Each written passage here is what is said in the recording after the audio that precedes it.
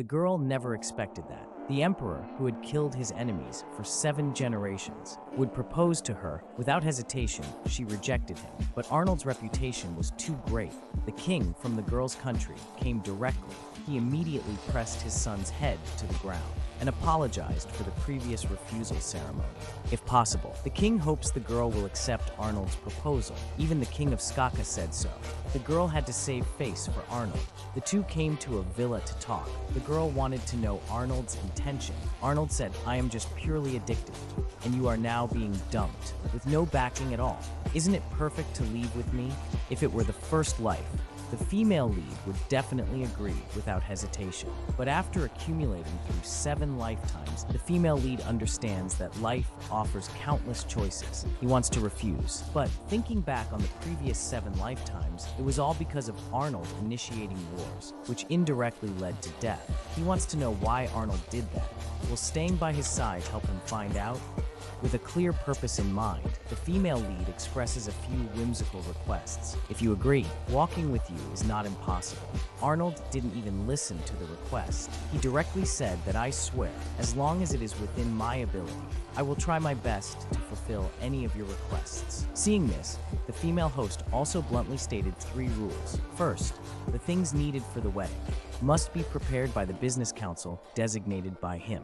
Second, after getting married, must prepare a social event for interacting with dignitaries from various countries. Third, and the most important one, he doesn't want to live with the emperor. At the same time, he also refuses to work in the castle, just want to live lazily. Arnold said, "As long as you are happy, it'll satisfy you." Soon it was the next day. The female lead took a carriage to the empire, but on the way, he fell asleep. Seeing this, Arnold wanted to touch the female lead, but she was extremely vigilant. Before Arnold could get close, she pulled out a long sword.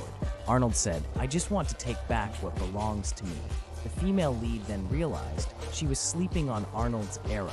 At this time, thieves attacked from outside. Arnold immediately got off the carriage, then locked the heroine in the car. How would the heroine obediently listen? She used a hairpin directly as a key to escape from the carriage. He wanted to help, but just arrived at the scene. He found that all the thieves were solved by Arnold. The heroine was very surprised because not a single thief at the scene died. It's hard to imagine. That's what the tyrant 5 years later would do. The heroine was very puzzled, but could only keep the question in her heart. Now, the most important thing is to treat the knight who was just injured, because the thieves' knives were poisoned. This poison is not lethal, but it will numb the enemy. There is no antidote in the team for 3 days. It will take 2 more days to reach the empire. Arnold immediately decided to return to get the antidote first. But the female lead said she could make the antidote.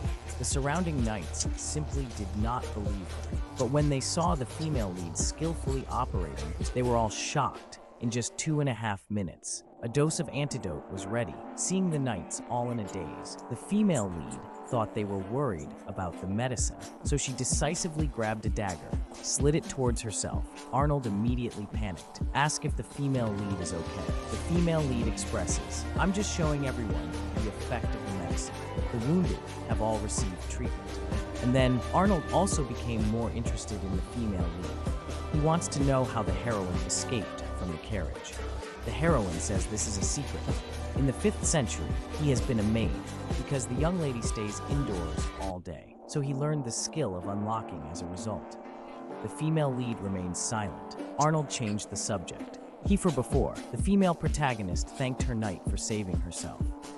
He did not expect that the female protagonist not only had superb sword skills, but also had such rich knowledge of herbs. This move left the female protagonist at a loss. He could hardly imagine the person in front of him who cared so much would become a notorious tyrant known throughout the world in 5 years. After another 2 days of journey, the female protagonist finally arrived at the ground. This isn't any part of his past life, has never been visited. The female protagonist was very excited. In the first life, she had a dream of traveling around the world, but she had never been to the Empire. Now that this wish has finally come true, Arnold wanted to arrange the female lead at the palace. But this place is not yet cleaned up. Let the female lead stay in the VIP room overnight. The fairy maiden said it's okay. She doesn't mind. Just like this. Arriving at the palace, the female lead immediately changed into her equipment. The memories of being a maid resurfaced. She skillfully started cleaning the room. But because of this outfit, she was mistaken for a sweetheart by other maids. They have been working here for 3 years. Hearing that the crown prince is choosing a maid, so they are very enthusiastic. But they couldn't imagine that the female lead would be the future master here. Seeing the three of them